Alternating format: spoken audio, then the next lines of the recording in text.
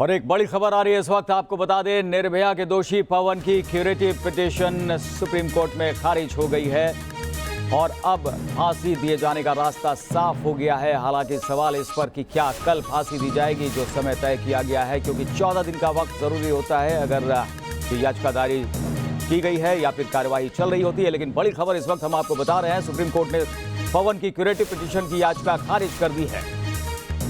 तो निर्भया के दोषी पवन की क्यूरेटिव पिटीशन खारिज, एक ही विकल्प था ये पवन के पास और अब ये विकल्प भी खत्म। बाकी तीनों दोषियों के विकल्प पहले ही खत्म हो चुके हैं। अरविंद सिंह हमारे संवाददाता फोन लाइन पर हमारे साथ जुड़ गए हैं। अरविंद, ये आखिरी विकल्प अब पवन, उसकी क्यूरेटिव पिटीशन की याचिका खारिज, फांसी दिए जाने का रास्ता क्या साफ हो चुका है या फिर 14 दिन का वक्त अब भी जरूरी? देखिए, ये इस पर निर्भर करता है कि क्या पवन अब सुप्रीम कोर्ट के क्यूरेटिव पिटीशन खारिज होने के फैसले के बाद राष्ट्रपति के सामने कब तक अर्जी दायर करता है। चूंकि क्यूरेटिव पिटीशन खारिज होने के बाद में जो एक विकल्प बचता है वो ये कि राष्ट्रपति के सामने आप दया याचिका लगा सकते हैं। चूंकि कल सुबह 6 बजे फांसी के लिए डेथ वारंट जारी हुआ है, तो लिहाजा पवन की पूरी कोशिश रहेगी कि वो राष्ट्रपति के सामने दया याचिका अर्जी दायर करे। और अगर राष्ट्रपति के सामने दया अर्जी दायर हो जाती है तो ऐसी सूरत में कल फांसी की सजा पर अमल संभव नहीं हो पाएगा। लेकिन अंतिम जो कानूनी राहत का विकल्प था सुप्रीम कोर्ट से, वो पवन का खत्म हो गया है। और चूंकि पहले 3 दोषियों की क्यूरेटिव और मर्सी पिटीशन पहले ही खारिज हो चुकी है, लिहाजा अब पवन की फांसी की सजा पर अमल तभी रुक सकता है जब पवन आज की ही तारीख में राष्ट्रपति के सामने दया याचिका लगा दे। बिल्कुल अरविंद, यहाँ पर एक बात ये भी है कि ये 3 दोषियों को अलग से सजा दिए जाने की बात केंद्र सरकार इसकी मांग करके सुप्रीम कोर्ट पहुंची थी और उसकी भी सुनवाई होनी है 5 तारीख को।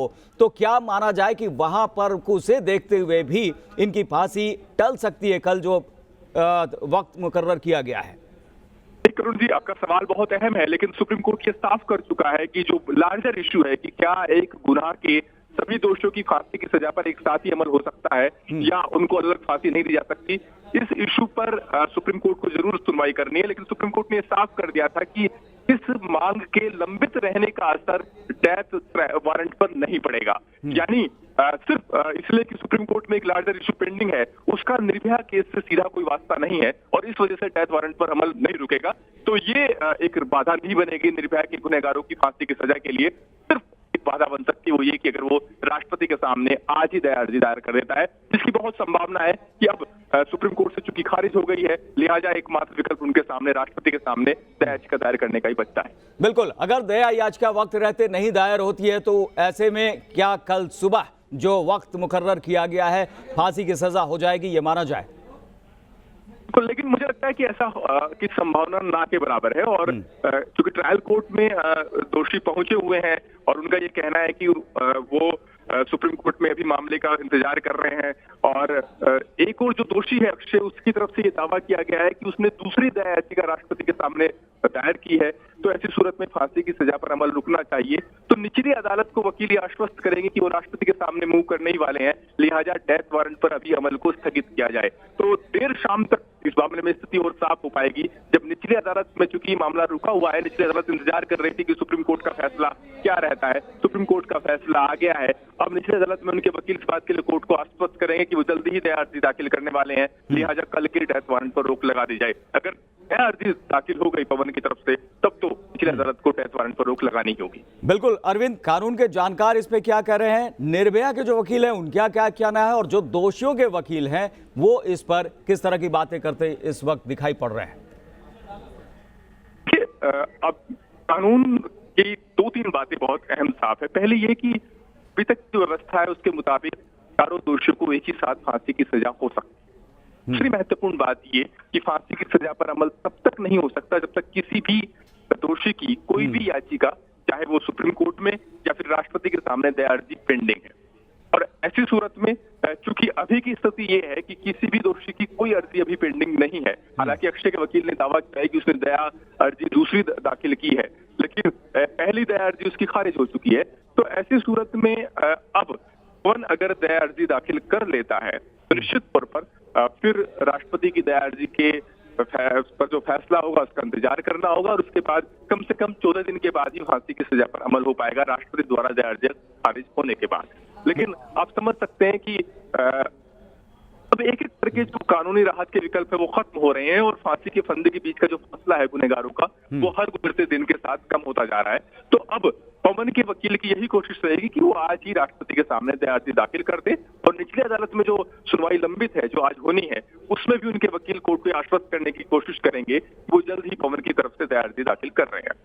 बिल्कुल अरविंद, यहाँ पर संक्षेप में आपसे ये भी जानना चाहेंगे कि दिल्ली प्रिजन मैनुअल इस बारे में क्या कहता है, सजा दिए जाने को लेकर कि अलग से सजा दी जाए, एक साथ एक ही अपराध में सजा दी जानी चाहिए, और उस पर सरकार का क्या रुख हो सकता है, उस पर जो है वो अदालत में किस तरह से मामला आगे बढ़ सकता है?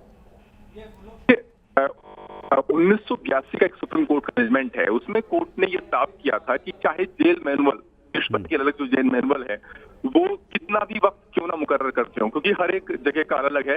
दिल्ली में 14 दिन की बात कही गई है तिहाड़ जेल के अंदर, इसके अलावा दूसरे देश की जो अलग जेल है उनमें अलग वक्त निर्धारित किया गया था। तो उसमें कोर्ट ने एक व्यवस्था दी थी, वो ये कि माफ कीजिएगा 2014 का जजमेंट था जिसमें सुप्रीम कोर्ट ने व्यवस्था दी थी शत्रुघ्न चौहान वाले केस में कि राष्ट्रपति द्वारा दया अर्जी खारिज होने के बाद भी सभी दोषियों को, चाहे वो उन्हें किसी भी जेल में फांसी क्यों ना हो रही हो, कम से कम 14 दिन की मोहलत मिलनी चाहिए ताकि इस दरमियान वो वसीयत कर सके, अपने घर वालों से मिल सके। एक तो व्यवस्था ये है। दूसरी है कि जो 1982 का जो हरबंस सिंह केस है जिसका मैं जिक्र कर रहा था, उसमें सुप्रीम कोर्ट ने व्यवस्था दी थी कि अगर एक गुनाह में कई लोग दोषी हैं तो उनकी फांसी की सजा पर एक साथ ही अमल हो सकता है। उस मामले में दरअसल ये हुआ था कि 4 लोगों की हत्या में 3 लोग दोषी थे, एक को फांसी की सजा हो भी गई थी, एक की फांसी की सजा सुप्रीम कोर्ट ने उम्र कैद में बदल दी और तीसरे दोषी की दया याचिका भी खारिज कर दी राष्ट्रपति ने। तो तीसरे दोषी के भी एक किस्म से फांसी की सजा का रास्ता साफ हो गया था, लेकिन उसने सुप्रीम कोर्ट का रुख किया और उसने कहा कि एक ही गुनाह में एक को उम्र कैद दे दी जाती है, एक को फांसी की सजा हो रही है और दूसरे की भी फांसी की सजा के कगार पर है। तो सुप्रीम कोर्ट ने माना कि वाकई गलती हुई है और उस तीसरे आदमी की फांसी की सजा को उम्र कैद में तो बदला ही बदला था, ताकि व्यवस्था भी दे दी गई थी कि ये जरूर देख लिया जाए कि अगर आप किसी गुनाह में किसी दोषी को फांसी की सजा चढ़ा रहे हैं, फांसी की सजा दे रहे हैं, तो जो बाकी किसी दोषी की कोई अर्जी कहीं किसी कोर्ट में पेंडिंग तो नहीं है। तो ऐसे में ये तय व्यवस्था हो गई कि अब अगर किसी गुनाह में अलग अलग दोषी हैं तो उनकी फांसी की सजा पर अमल एक साथ ही हो सकता है और इसी व्यवस्था का ये जो निर्भया के गुनहगार हैं वो दुरुपयोग कर रहे हैं।